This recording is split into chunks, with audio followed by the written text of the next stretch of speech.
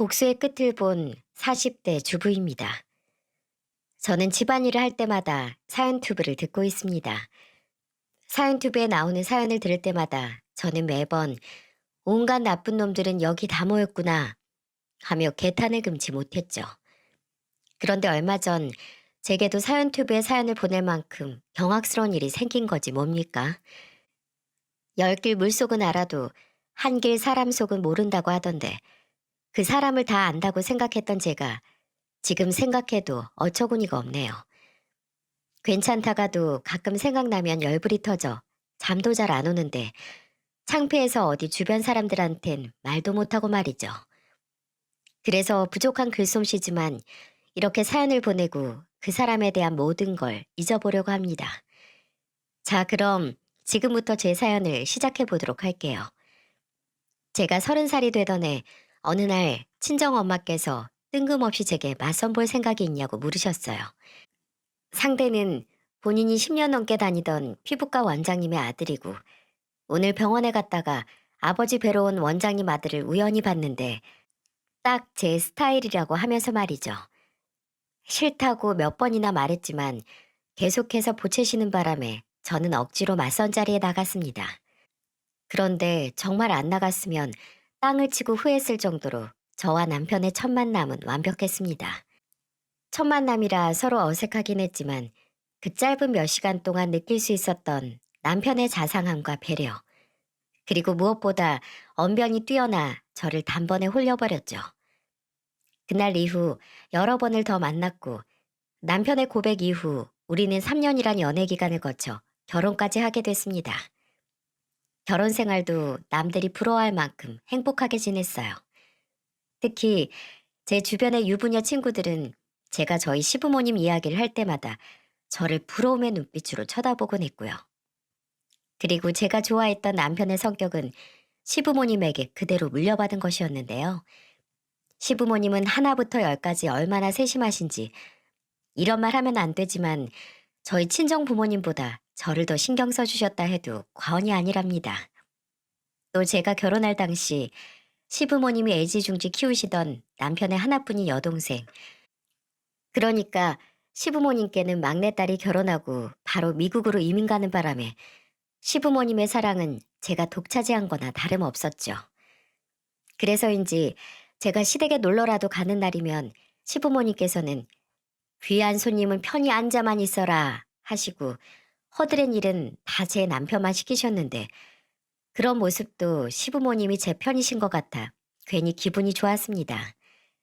시부모님 그리고 자상한 남편 덕에 결혼 생활 내내 마음이 편했던 저는 결혼한 지 1년 만에 첫째 아들을 낳고 3년 뒤에는 둘째 아들을 낳았어요. 시부의 말씀대로라면 남편 집안은 남자가 귀한 집안인데 제가 아들을 연달아 2명이나 낳았으니 시부께서는 세상을 다 가지신 듯 좋아하셨죠. 그리고 하루라도 손자들을 안 보면 눈앞이 아른거린다고 하셨는데 그런 마음을 참고 참으셔서 일주일에 3번 정도는 우리 집에 오셔서 아이들과 함께 놀아주기도 하셨고요. 시부모님이 집에 자주 오면 부담되지 않냐 하실 텐데 아니요. 저는 오히려 시부모님이 집에 오시는 게 너무 좋았습니다. 제 시부모님은 집에 오실 때마다 저한테 용돈도 주시면서 친정 부모님을 뵙고 오거나 친구들이랑 놀고 오라고 해주셨기 때문이죠. 정말 저는 복받은 며느리였습니다. 그리고 가와 만사성이라고 집안이 화목하니 남편의 일도 잘 풀리기 시작했어요. 제가 둘째를 낳았을 때쯤 남편은 서울의 성형외과를 개업했는데 남편이 실력도 좋고 입소문도 났는지 단기간에 병원을 찾는 사람들이 많아졌습니다. 남편이 성형외과를 개업하기 전까지 저는 병원장 며느리일 뿐이었는데 이제는 병원장 아내로 사모님 소리를 듣게 됐죠. 그렇게 시간은 흘러 첫째 아들이 초등학교에 들어가고 둘째 아들이 어린이집에 갈 나이가 되니 저는 드디어 고정적인 자유시간이 생겼습니다. 그간 시부모님께서 자주 들려주시긴 하셨지만 시부모님 시간 되실 때 오신 거여서 제 자유시간은 들쭉날쭉했거든요. 아이들을 학교와 어린이집에 보내고 오전 시간이 여유로웠던 저는 문득 남편이 운영하는 병원에 사람이 많아 점심시간도 잘 지켜지지 않은 채 진료를 보고 수술한다는 이야기가 생각났습니다. 생각해보니 몇 개월간 남편 병원에 가보지도 못했는데 그날은 시간도 있겠다. 저는 김밥, 샌드위치, 과일 등 남편과 직원들의 도시락을 챙겨 병원으로 갔어요. 그런데 제가 간 날은 유독 한가했는지 점심시간이 다가오지도 않았는데 병원이 한산하더라고요. 사모님, 안녕하세요. 네, 안녕하세요. 미숙 씨 오랜만이네요. 우리 지난번에 먹었던 그 레스토랑 또 가기로 했는데 아직도 못 갔네요. 미숙 씨 요즘 너무 바쁜 거 아니에요? 바쁘긴요. 제가 요즘 몸이 좀 안 좋아서 사모님께 따로 연락도 못 드렸네요. 그런데 오늘은 원장님 뵈러 오신 거예요? 아, 원장님만 보러 왔다기보다는 남편이 요즘 하도 바빠서 점심도 못 먹으면서 진료 본다길래 도시락 좀 싸와봤어요. 그런데 어디 갔나 봐요? 아, 네. 오늘 세미나 있으셔서요. 오늘은 원장님은 오전 휴진이세요. 그래요? 나한테는 별말 없었는데. 그럼 같이 도시락 먹어요. 넉넉히 챙겨왔으니까 다른 직원분들도 하나씩 챙기고요. 미숙이는 남편이 병원 개업했을 초창기부터 함께한 직원입니다. 남편이 말하기론 일도 잘하고 항상 밝은 인상이어서 그런지 병원을 찾아주시는 분들에게도 칭찬이 자자하다고 하더군요. 또 미숙이는 저랑 단둘이 밖에서 종종 만나는데 밖에서 볼 때는 언니 동생으로 부르곤 했죠. 그리고 실제로 제 동생이랑도 나이가 비슷해서 그런지 더 챙겨주고 싶은 마음이 들곤 했습니다. 그런데 오늘은 이상하게 미숙이 표정이 전처럼 좋지는 않더라고요. 그렇게 미숙이랑 한참 수다를 떨다 보니 점심시간이 지났고 이제 집에 가려고 하니 남편이 허겁지겁 들어오더군요. 그런데 절 보고는 무슨 귀신 보듯이 화들짝 놀라는 게 아니겠어요? 여보, 어쩐 일이야? 아휴, 깜짝이야. 왜 소린 지르고 그래? 당신 밥도 못 먹고 일한다고 하길래 도시락 챙겨왔었지. 그런데 세미나 갔다던데 이렇게 빨리 왔어? 당신 세미나 하면 보통 저녁 늦게나 끝나지 않나? 아, 그건 세미나마다 다르지. 오늘은 오전 일찍 시작해서 일찍 끝났어. 이제 집에 가는 거지? 조심히 들어가. 이제 막 인사했는데 조심히 들어가라며 제 등을 미는 남편이 뭔가 미심쩍긴 했지만 곧 오후 진료 시작하는 시간이라 그런가 하고 그날 전 바로 집으로 돌아왔습니다. 그리고 며칠 뒤 저는 제 남편에게 성형 상담을 받고 싶다던 친구와 함께 다시 병원을 찾았습니다. 그런데 몇 년 동안 같은 자리에서 반갑게 맞아줬던 미숙이가 보이지 않았고 남은 직원들이 허둥대며 미숙이의 빈자리를 채우고 있더군요. 의아했던 저는 제 친구 상담이 끝나자마자 남편에게 물었어요. 여보, 미숙 씨 그만뒀어? 어, 몸이 안 좋다면서 그만둔다고 하더라고. 사람 그렇게 안 봤는데. 아니, 그만둘 거였으면 미리 말을 해줘야지. 갑자기 다음날부터 못 나온다고 해서 급하게 사랑 구하느라 얼마나 고생하고 있다고. 어머, 많이 아프대? 미숙 씨가 그럴 정도였으면 심하게 아픈 걸 텐데. 어디가 아픈지 물어봤어? 아, 몰라. 처음부터 같이 했던 직원이라 내가 이 사정 저 사정 많이 봐줬는데 어떻게 마무리를 이렇게 하고 나가는지. 이래서 직원들한테 잘해줄 필요가 없다니까. 여보, 무슨 말을 그렇게 해. 이 병원 처음에 홍보도 안 되고 그랬을 때 미숙 씨가 얼마나 열심히 했는지 누구보다 잘 아는 사람이. 그리고 당신 안 그러다가 요즘 말을 왜 그렇게 정없이 해? 친구랑 같이 듣기 민망할 정도네. 아니, 당신은 미숙 씨가 어떤 사람인지도 모르면서 왜 무작정 그 사람 편을 드는 건데? 뭐라고? 그래, 어디 말해 봐봐. 미숙이가 어떤 사람인데? 아, 됐어. 어떻긴 뭘 어때? 직장을 그렇게 하루아침에 그만둔다고 하는 사람이면 말 다 한 거지. 요즘 일자리 구하는 게 하늘의 별 따기인데 보기에 겨운 거지 뭐. 친구분 상담은 다 끝났으니까 잘 생각해 보시고 제 아내 통해 다시 연락 주세요. 제가 만족스럽게 잘해드릴게요. 그럼 조심히 가세요.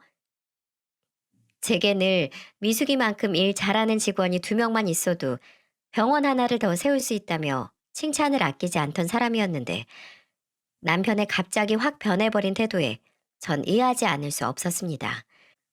그리고 남편 말대로 인수인계할 사람도 뽑아놓지 않고 돌연 관둔다고 나가버린 미숙의 행동도 이해가 되지 않았죠. 그래서 전 집으로 돌아가 미숙이에게 전화를 걸었어요. 그런데 진짜 무슨 일이라도 있는 건지 미숙이는 제가 수없이 남긴 부재 중에도 전화 한 통 걸려오지 않았습니다. 그리고 심지어 나중에는 제 번호가 차단되기라도 했는지 통화 연결음이 한두 번 울리고는 바로 상대가 전화를 받을 수 없다며 끊겨버렸죠. 옛말에 든자린 몰라도 난자린 티가 난다고 미숙이가 갑자기 그만두니 덩달아 남편도 많이 바빠졌어요. 남편은 야근하고 집에 들어올 때마다 미숙이의 욕을 어찌나 하던지요. 처음에는 남편 말을 듣다 보니 저도 감정이입이 됐습니다. 그래서 저랑 개인적인 친분도 두터웠고 둘만의 추억들도 있었는데 제게 아무 말도 없이 관둔 미숙이가 미웠죠. 그런데 왜 좋은 얘기도 여러 번 하면 듣기 거북한데 남편이 저렇게 시도 때도 없이 얘기하니 이제는 미숙이를 떠올리기도 싫어지더군요. 그렇게 남편의 미숙이 욕은 미숙이가 그만두고 한 달쯤 지나서야 멈췄습니다. 그리고 며칠 뒤 저는 남편 병원 근처에서 브런치 모임이 있어 나갔다가 생각보다 빨리 끝나는 바람에 남편 병원 직원들에게 줄 간식을 사서 병원으로 갔죠. 그때가 오후 진료 시작 15분 전이었는데 다들 밥 먹느라 아직 안 들어왔는지 병원이 조용하더군요. 저는 기다리면 오겠지 뭐 하는 생각으로 대기실에 앉아 있었는데 병원 끝쪽 탕비실에서 남편이 껄껄거리면서 웃는 소리가 들리더군요. 남편은 혼자 밥 먹는 걸 좋아해서 직원들이 밥 먹으러 나가면 간혹 탕비실에서 혼자 밥을 먹곤 했는데 저는 그날도 그런 줄 알았습니다. 하지만 탕비실 근처로 가보니 웬 낯선 여자의 웃는 목소리도 들리는 게 아니겠어요? 저는 순간 이게 뭔가 싶어서 탕비실 문을 확 열어젖혔죠. 당신이 여기 웬일이야? 당신 요즘 말투가 영 이상하네? 지난번에는 나한테 어쩐 일이라고 그러질 않나. 오늘은 웬일이냐 그러고. 내가 뭐 못 올 때 오는 사람도 아닌데 말이야? 당신이야말로 여기서 뭐 하는데? 이 여자분은 누구고? 아, 우선 인사해. 여기 순영 씨. 새로운 직원분이야. 새로 왔다고? 사모님 안녕하세요. 김순영이라고 합니다. 네, 반가워요. 그런데 난 사람을 새로 뽑았다는 얘기를 못 들어서 제가 오해할 뻔했네요. 이 사람도 참, 내가 뭐 직원 뽑고 안 뽑고를 당신한테 일일이 얘기해야 돼? 뭐? 아니, 뭘 그렇게까지 말을 하고 그래? 그것도 새로 왔다는 직원 앞에서? 아, 됐어. 순영 씨, 제가 말한 대로만 해주면 아무 문제 없어요. 그리고 그만둘 거면 적어도 2주 전에는 미리 말해주고요. 알겠죠?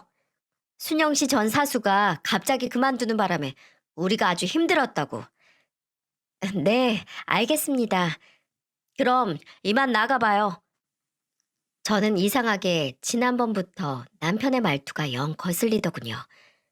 제가 처음 남편한테 반했던 건 자상한 말투였는데 시간이 지나면 지날수록 자상의 자자도 없어지는 남편이 점점 꼴보기 싫어졌어요. 그리고 전에는 병원장 사모면 직원들한테도 잘 보여야 한다면서 무슨 기념일이나 행사 때마다 간식 바리바리 싸들고 오게 하더니 이제는 툭 하면 어쩐 일이냐는데 정말 정이 떨어지더군요. 그래서 전 그날 이후 남편 병원에 발길을 끊어버렸죠. 그리고 한 10개월쯤 흘렀을까? 집에서 TV를 보는데 미숙이한테 전화가 왔습니다. 갑자기 병원을 그만두고 저와의 연락도 끊어버린 미숙이가 믿긴 했지만 그간 오래된 정이 있어서 저는 미숙이의 번호를 지우지 못하고 있었거든요. 그리고 저는 결국 전화를 받았죠. 미숙아, 어떻게 된 거야? 왜 그동안 연락이 안 된 거냐고. 남편 말로는 아프다고 했다는데 어디가 아픈 건데? 많이 아파? 언니, 나도 말 좀 하자. 그동안 연락 못해서 미안해. 사정이 좀 있었어. 그런데 내가 아프다고 했다고? 사정? 무슨 사정? 뭐 안 좋은 사정인 거야? 남편이 네가 몸이 안 좋아져서 갑자기 그만뒀다고 하더라. 내가 그 말 듣고 얼마나 놀랐나 몰라. 몸이 어디가 어떻게 안 좋으면 나한테 아무 말도 없이 그렇게 하루아침에 그만두나 싶어서. 지금은 괜찮아진 거야? 괜찮아졌지. 언니, 그런데 오랜만에 전화해서 이런 말 하기 그런데 나 돈 좀 빌려줄 수 있어? 한 20만 원만? 돈? 뭐 빌려줄 수야 있는데 20만 원? 그럼 너 지금 20만 원도 없다는 거야?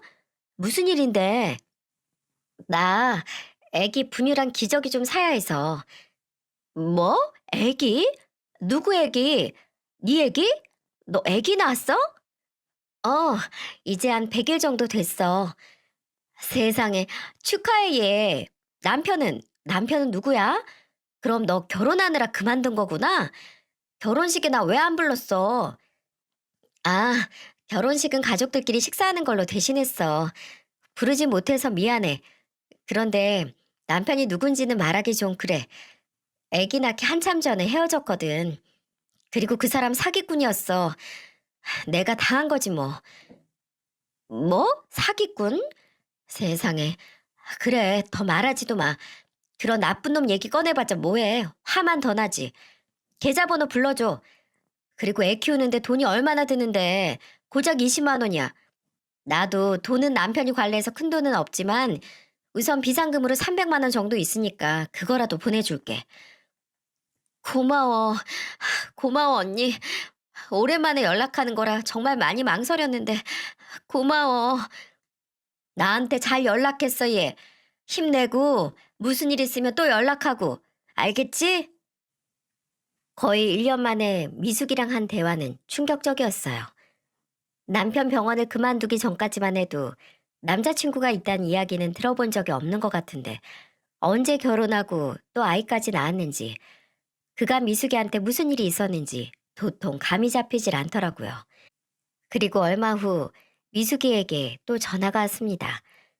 이번에는 우리 집 근처로 오겠다며 만나자고 하더군요.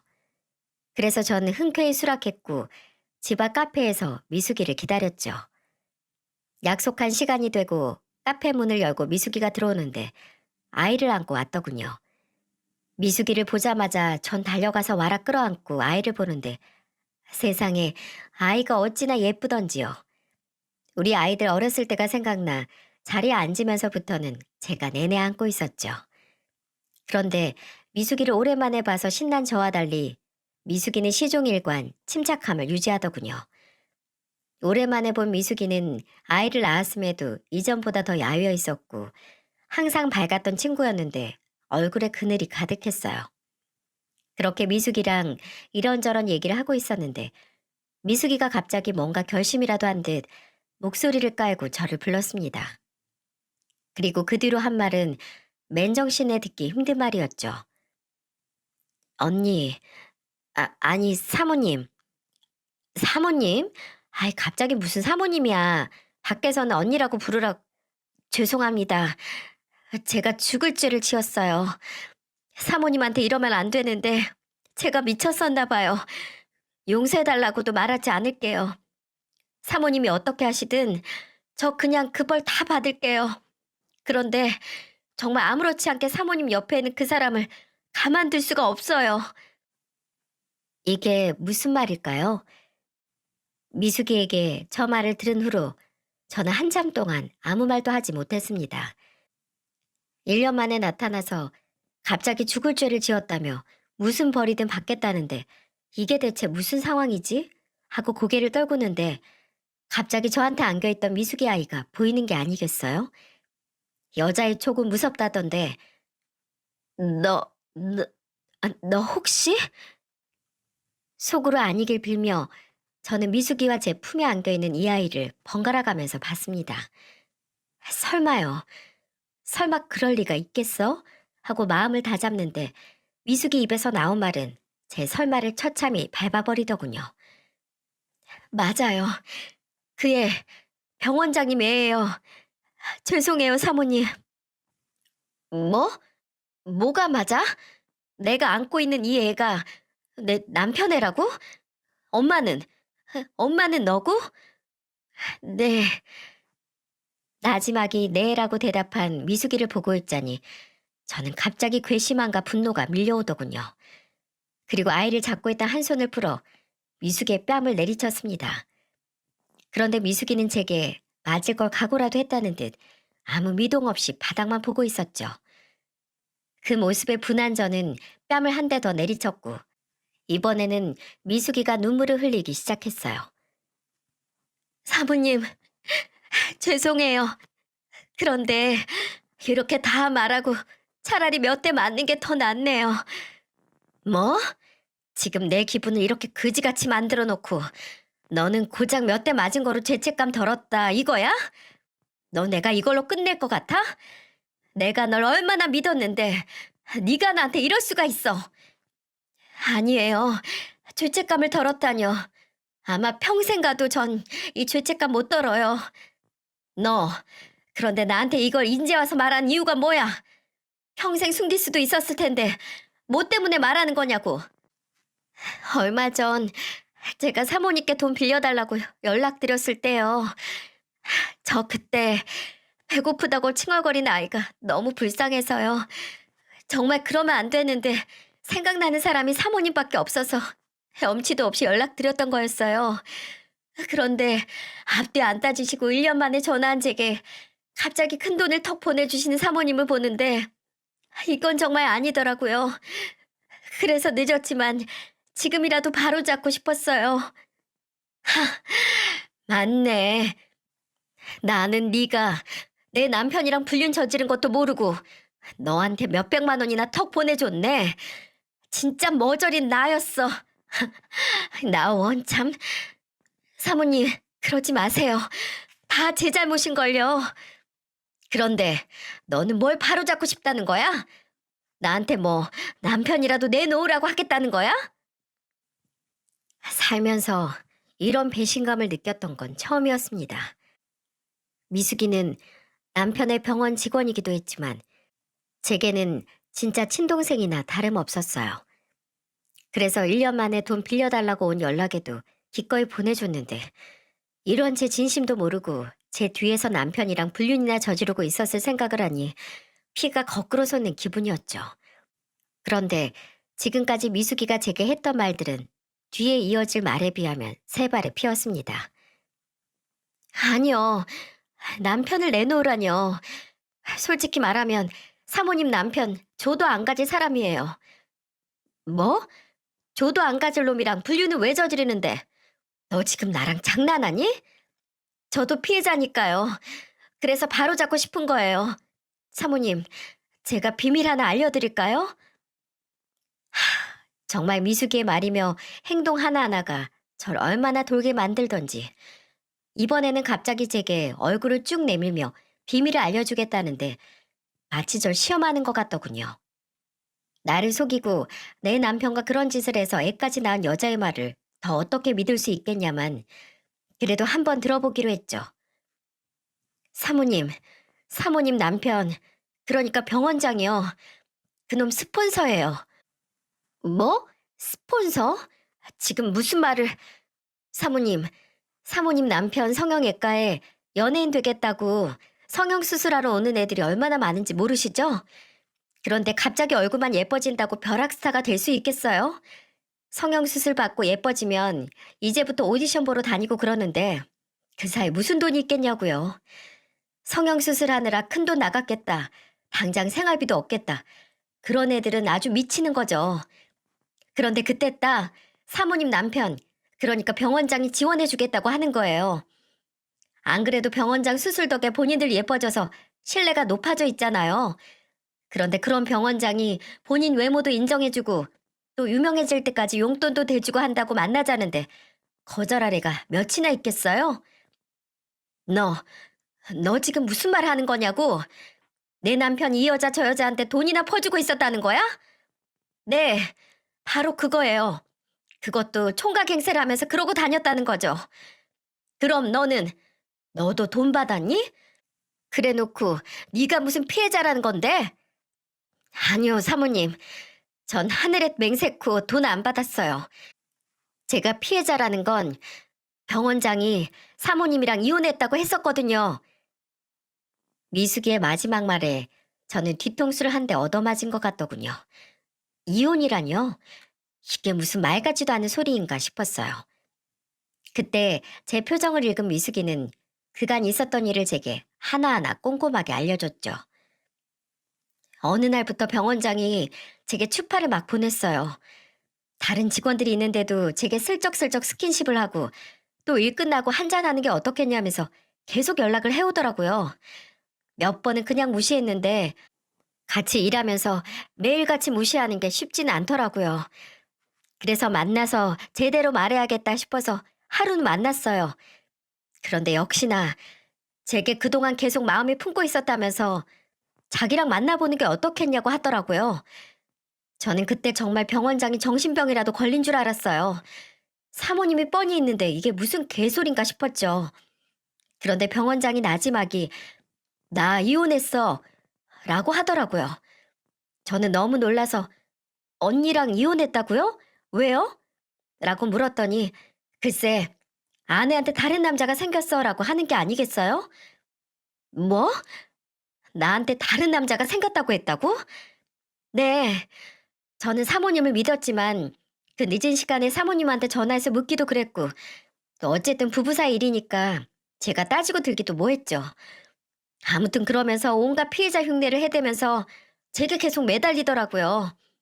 저도 처음엔 사모님 생각도 나고 해서 거절했는데 이게 또 몇 년간 봐오던 사람이 그러니까 안쓰럽기도 했고요. 그래서 한 번, 두 번 만나서 위로해준다는 게 이렇게 돼버렸어요. 저는 정말 병원장이 거짓말하는 거라고 생각도 못했어요. 그때 언니가 병원에 몇 달 동안 안 나오셨을 때여서 정말 죄송해요. 저를 불륜녀로 모함한 것도 모자라서 피해자 흉내를 해대며 미숙이를 꼬셨다는 말을 들으니까 참 기가 찰 누르시더라고요. 미숙이의 말을 다 믿기도 뭐했지만 제게 갑자기 차가워진 남편의 말투나 행동을 보면 의심해 볼 말이긴 했으니까요. 그런데 갑자기 뱃속에 애까지 있으면서 병원을 그만둔 이유가 궁금해지더라고요. 그런데 병원은 왜 그만둔 거야? 네 말대로라면 내가 이혼한 줄 알았고 그래서 둘이 합의하에 연애하다가 애 가진 건데 네가 병원을 나갈 이유가 없었잖아. 병원장이 애까지 원했던 건 아니었으니까요. 제가 애기 가졌다고 말하니까 사람이 갑자기 변하더라고요. 심지어 뱃속의 아이가 본인 아이가 맞냐고 따지면서요. 싱글 이혼남을 만날 정도면 이미 이 남자 저 남자 다 만나고 다녔던 거 아니냐면서요. 그러더니 수술비에 위자료식으로 1,000만 원 줄 테니까 이젠 수술 받으란 얘기도 하더라고요. 그런데 저는 절대 그럴 수 없다고 했더니 그 뒤로 저를 아예 없는 사람 취급했어요. 그리고 그러고 있을 찰나에 사모님이 병원에 오셨고요. 왜, 저 그만두기 전에 마지막으로 뵌 날이요. 저는 그때 알았어요. 병원장이 이혼한 게 아니라는 걸요. 뭐? 그럼 내가 이혼한 게 아니어서 홧김에 나간 거야? 죄송해요, 사모님. 실은 이혼 안 한 거 알고 나서는 제가 병원장한테 하루라도 빨리 이혼하고 오라고 성화를 부렸어요. 그 당시 저는 제 애기 말고는 아무 생각도 없었거든요. 그런데 그 병원장이란 놈은 본인이 머리에 총 맞았냐면서 자기가 이혼을 왜 하냐고 화를 내는 거 있죠? 그러더니 저한테 너 말고 내가 챙겨야 할 여자가 몇이나 더 있는 줄 알아? 그때마다 이혼해서 위자료 주면 나한테 남는 건 뭔데? 시끄럽고 당장 가서 그 애 지워! 라고 하더라고요. 저도 그때 병원장 그놈 입으로 알았어요. 이 여자 저 여자 후원해주고 있는걸요. 모든 걸 알고 나니까 이런 놈한테 빠진 제가 너무 부끄럽더라고요. 고작 이딴 놈한테 매달렸다고 생각하니 제 자신이 너무 한심하기도 하고요. 그래서 그만둔다고 했더니 글쎄 그래 잘 됐다. 안 그래도 일자리 구해줄 여자애가 하나 있었는데 너 자리에 걔를 앉혀야겠다. 이러는 거 있죠? 그 자식 완전 여자의 눈이 돌았어요. 미숙의 마지막 말을 끝으로 저는 아무 기억도 나지 않았어요. 짧은 시간에 여러 충격을 받아서 기억을 못한 건지 아니면 기억하기가 싫었던 건지 정말 머릿속이 하얘지더군요.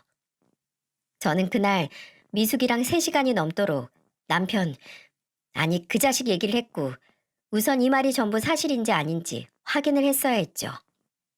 그날 밤 저는 자고 있는 그 자식의 핸드폰을 뒤져봤습니다. 참, 그런데 그 자식의 핸드폰을 들자마자 저는 어이가 없어서 웃음만 나더군요. 핸드폰에 잠금 같은 걸 왜 걸어두는지 모르겠어. 그런 거 찔리는 거 많은 사람들이나 걸어두는 거 아니야? 라고 말했던 그 자식의 핸드폰은 버젓이 얼굴 인식으로 잠금이 걸려 있더군요. 그런데 뭐 이미 이 지경까지 왔는데 제가 못할 게 뭐가 있겠습니까? 저는 제 옆에서 자고 있는 그 자식의 이마를 손바닥으로 세게 한 대 퍽 쳤습니다. 그러니까 그 자식이 소스라치게 놀라면서 일어나더군요. 그러고는 제게 무슨 짓이냐며 소리를 질러댔는데 전 그 사이에 그놈 얼굴에 핸드폰을 들이밀었죠. 처음에는 이게 무슨 일인가 싶어 얼빠진 놈처럼 저를 쳐다보더니 이내 본인 핸드폰인 걸 알았는지 저를 밀쳐내며 핸드폰을 빼앗으려고 하더군요. 그러면서 제게 소리치는 게 아니겠어요? 당신 지금 뭐 하는 짓이야? 이 밤에 내 핸드폰을 왜 들고 있는 건데? 부부 사이에도 엄연히 사생활은 존중해줘야지. 당장 핸드폰 내놔. 그래? 사생활을 존중해줘야 한다고? 그래. 내가 당신 사생활 존중하며 물어볼게. 그러니까 지금 내가 묻는 거에 정확하게 사실대로 대답해야 할 거야. 뭐? 갑자기 무슨 소리 하는 거야? 당신, 나 말고 딴 여자 만나고 계시나요? 뭐? 무슨 질문이 그래? 사생활을 존중해달라며. 왜? 더 공손하게 물어봐줘? 남편님, 미숙이랑 불륜 저지르셨나요? 미숙이 애도 있던데 그 애가 당신 애는 맞나요? 말이 되는 소리를 해. 아, 이미숙 진짜. 당신 이미숙 만났어? 그 스토커. 걔 내 스토커야. 걔랑 불륜은 무슨 불륜? 당신이 속고 있는 거라고. 어디서 누구 애인지도 모를 애 임신해서는 내 애라고 우기는데 내가 얼마나 골치 아팠는 줄 알아? 걔 완전 정신 이상자야. 그래? 내가 그 말 믿어도 돼? 여기서 거짓말하는 거면 당신 나중에 국물도 없어? 그럼 그런 스토커 말 믿고 날 의심하는 거야? 당신도 참. 당신은 날 뭘로 보고 오히려 내가 당신한테 실망할 것 같은데? 알겠어. 대신 뭐가 됐든 나한테 안 걸리는 게 좋을 거야.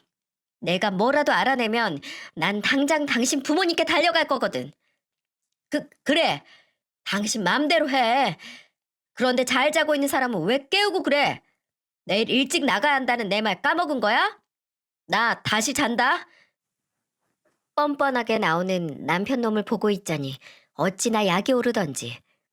그런데 참 저도 저라고 남편 놈이 저렇게 우겨대니 남편 말을 믿어보고 싶긴 하더라고요. 솔직히 말하면 제게도 아이가 2명이나 있으니 그 당시에 이혼이 부담되긴 했거든요. 차라리 남편 놈이 끝까지 아니라고 우겨줬으면 싶기도 했던 것 같네요. 남편 말대로 미숙이가 진짜 스토커였으면 좋겠다 싶기도 했고요. 아마 이래서 남편의 불륜을 알고도 모른 척 넘어가주는 여자들이 생기는 거구나 싶었습니다. 그렇지만 반대로 생각해보니 이 모든 게 사실이라면 이런 몹쓸 놈, 품 안에서 제 자식들을 키울 수 없는 노릇 아니겠어요? 이런 여자의 미친 정신 나간 놈이라면 하루빨리 제 애들한테서 떼어놓는 게 엄마가 할 몫이니까 말이죠. 다음날 저는 친자 확인 검사를 예약했어요. 그리고 예약날 저는 남편의 칫솔을 챙겨 친자 확인해주는 기관으로 갔고요. 그리고 사전에 미숙이도 그곳으로 아이를 데리고 오라고 했습니다. 남편의 말이 맞다면 미숙이가 샘플을 조작할 수도 있다고 판단했던 저는 그 자리에서 직원의 도움을 받아 미숙이 아이의 입에 면봉을 넣고 샘플을 채취했어요. 그리고 이틀 정도 뒤에 검사 결과를 받았는데 정신 이상자는 미숙이가 아닌 제 남편 놈이란 걸 확실하게 알 수 있었죠. 네, 맞습니다. 미숙이가 데려온 그 아이가 제 남편 놈의 친자식이 맞더군요. 세상에 아무리 불륜이라지만 제 친자식을 낳은 여자를 스토커, 정신 이상자로 몰아가는 게 말이나 되는 소리입니까? 게다가 본인 아이가 맞냐고 미숙이를 몰아붙이고 그리고 뭐요? 싱글이 이웃남을 만날 정도면 이미 이 남자 저 남자 다 만나고 다녔던 거 아니냐고요? 나 참 어이가 없어서. 아내가 있고 애가 둘이나 있는 놈이 이웃남인 척 싱글 여자 만나 임신시켜 놓고 모른 척 배째라는 건 인간이 할 짓인가요?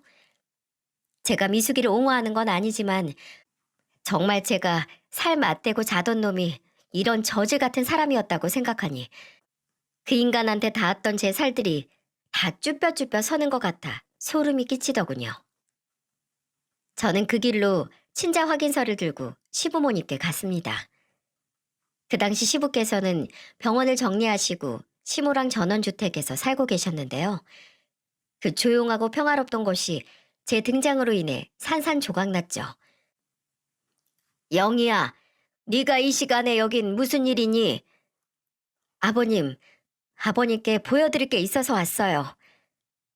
저는 가방에서 친자 확인 결과 보고서를 꺼내 시부모님께 보여드리며 이렇게 말했습니다. 한쪽은 아버님 아들이고 한쪽은 아버님 아들의 자식이에요. 눈이 평소보다 더 커진 시부모님은 종이를 뚫어져라 보는데 사람은 보고 싶은 것만 본다더니 친자 확인서에 있는 성별에 눈이 꽂히셨더라고요. 평소 제게 손녀딸은 언제 볼 수 있는 거냐며 노래를 부르셨는데 하필 미숙이가 낳은 애가 딸이었거든요. 본인 아들이 파렴치한 사람이라는 걸 알 리 없던 시부모님은 제게 이러더군요. 세상에, 드디어 딸을 낳은 거니? 아니, 그런데 언제?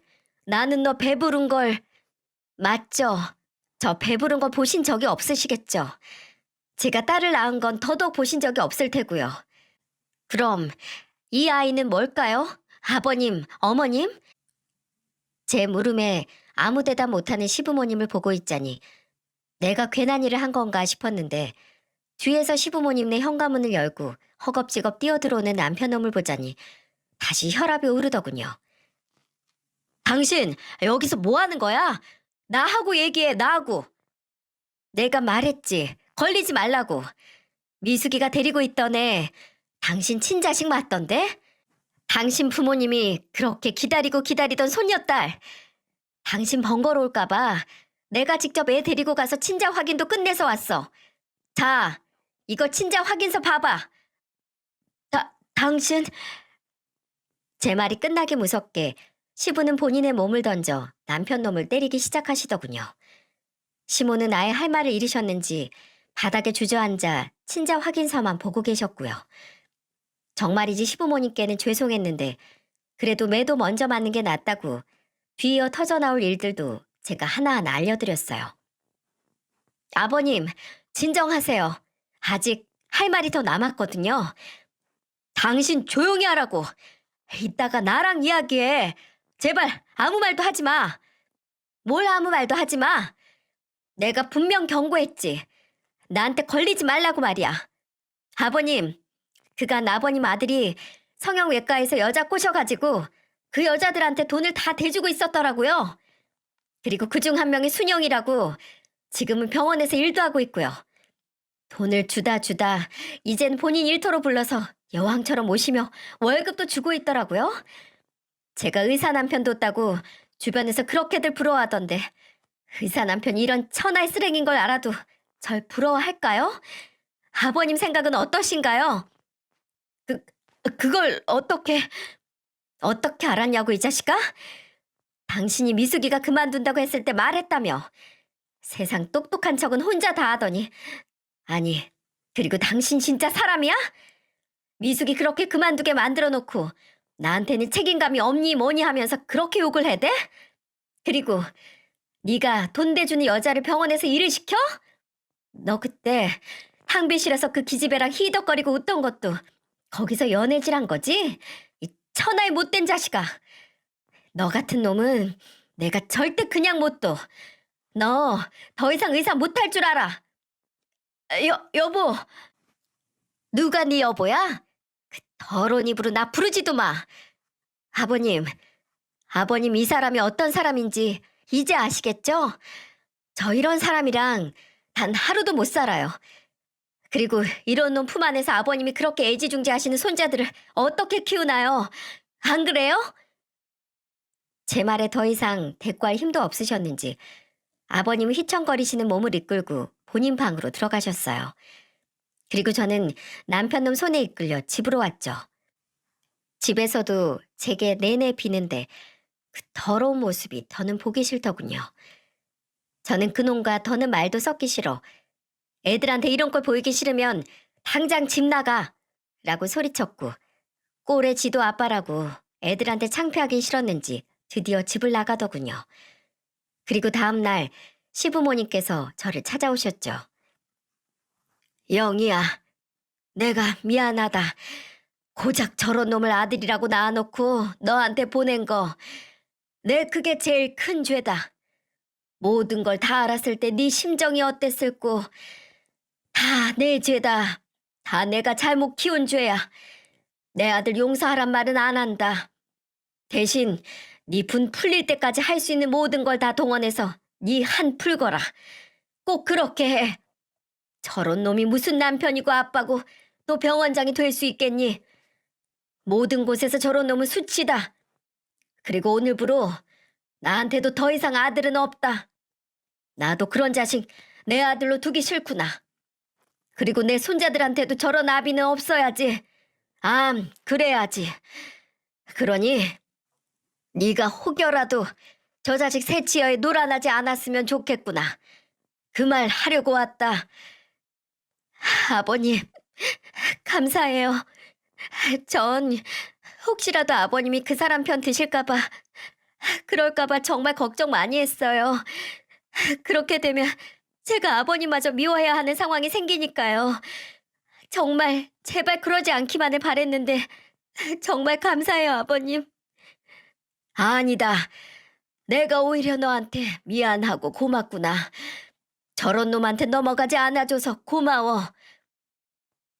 연애 때부터 결혼 생활 내내 언제나 제 편이셨던 아버님은 마지막까지도 제 편을 들어주셨어요. 시부모님께 이 모든 일을 털어내놓기 전까지 친정 부모님께 말씀도 못 드리고 저 혼자 길고 긴 외로운 시간이었어요. 그래서 겉으론 강한 척했어도 속으로는 쉴 새 없이 무너졌던 저였는데 이렇게 시부모님이 제 마음을 알아주시니 저는 다시 한번 일어났습니다. 그리고 우리 모두를 이런 구렁텅이에 빠뜨린 그 자식을 더더욱 용서할 수 없었죠. 그리고 용서할 수 없는 사람이 하나 더 있었는데 바로 미숙이었습니다. 알고 시작했든 모르고 시작했든 알았으면 현명하게 대처를 했어야 하는 거 아닌가요? 나중에 저와 이혼하지 않았다는 걸 알고도 본인의 아이를 위해 되려 이혼하라고 성화를 부렸다뇨? 저에게 모든 사실을 알려주긴 했어도 미숙이 죄가 모두 용서되는 건 아니었으니까요. 미숙이의 상황이 딱하긴 했지만 그렇다고 그냥 모든 걸 덮을 수는 없었죠. 그래서 저는 미숙이에게 한 가지 제안을 했습니다. 제가 그놈이랑 이혼하고 현 상황에서 받을 수 있는 최대한의 위자료를 받아내면 그때 모든 걸 폭로해서 남편 병원을 망하게 해달라고요. 지금 화가 난다고 해서 망하게 만들면 제가 위자료로 받을 게 없어지는 거 아니겠어요? 위자료는 제 몫이니 당연히 받아야 하는 거고 그 자식은 그 병원을 이용해 여러 여자들을 데리고 놀고 상처 줬으니 그 병원 또한 없어져야 맞는 거죠. 저는 시부모님이 구해주신 변호사를 통해 이혼 소송을 진행했습니다. 그리고 동시에 상간자 소송도 진행했죠. 그랬더니 이제야 눈치가 좀 생겼는지 남편 놈이 제게 와서는 본인의 잘못을 줄줄 읊으며 사정사정 하더라고요. 그런데 고작 이런 걸로 취소할 이혼이었으면 시작도 하지 않았겠죠? 저는 공개할 수는 없지만 변호사를 통해 받아낼 수 있는 최대 위자료를 받아냈어요. 그 후 잠잠하던 미숙이는 그놈의 병원으로 찾아가 본인 스스로가 상간녀인 걸 밝히는 대자보를 들고 병원 입구에서 몇 날에 서 있었습니다. 그리고 집으로 돌아가면 인터넷으로 그놈의 만행을 적어 올렸죠. 인터넷의 힘은 무섭다고 미숙이가 적은 글은 순식간에 지역 카페로 퍼져나가면서 얼마 안 가 남편놈의 병원은 결국 문을 닫았습니다. 그놈은 그렇게 아내 잃고 자식 잃고 직장까지 다 잃었죠. 그리고 어디 그뿐이게요? 이제 본인한테 아들은 없다고 말씀하셨던 시부모님은 실제로도 그놈을 받아주지 않으셨으니 그 자식은 본인의 죄로 인해 부모까지 잃게 됐습니다. 아, 물론 시부모님께 제 아이들을 보는 건 허락해드렸어요. 그놈은 밉지만 그놈과 이혼 소송을 진행하는 동안 시부모님께서는 항상 제 편에서 모든 일을 알아봐주고 진행해 주셨거든요. 그리고 무엇보다 시부모님께서 제 아이들을 사랑하는 마음은 진심인 게 보이고도 넘치셔서 모른 척 할 수 없겠더라고요. 그리고 저는 더 이상 그놈에 대해 생각하지 않기로 했습니다. 잊어버리는 것보다 더한 복수는 없다라는 말이 있는데 저는 이 명언에 100% 공감하거든요. 복수 중에 최고 복수는 제가 잘 먹고 잘 사는 거라잖아요. 저는 제가 계획했던 모든 것들을 끝낸 지금부터는 제 머릿속에서 그 자식을 아예 잊기로 마음먹었어요. 그리고 이 사연을 끝으로 저는 그 지옥 같은 일들을 다시는 떠올리지 않을 거고요. 솔직히 사연투브에 이렇게 사연을 올리게 된 이유 중 하나도 제가 겪었던 일들을 한 번에 정리한 뒤 그걸 모조리 잊어버리기 위함이었거든요. 마지막 총정리라고나 할까요? 앞으로 저 혼자서 사내 아이 둘을 키워야 하는 막대한 임무는 있지만 저희 친정 부모님과 시부모님이 계신다면 저는 충분히 잘 할 수 있을 것 같은데 여러분 생각도 그러시죠? 이렇게 길었던 제 사연을 끝까지 들어주셔서 감사하고요. 마지막으로 제게 희망과 용기 되는 응원을 해주신다면 제가 힘들 때마다 와서 힘을 얻어갈 수 있을 것 같은데 짧게나마 응원글 한마디 꼭 부탁드리겠습니다.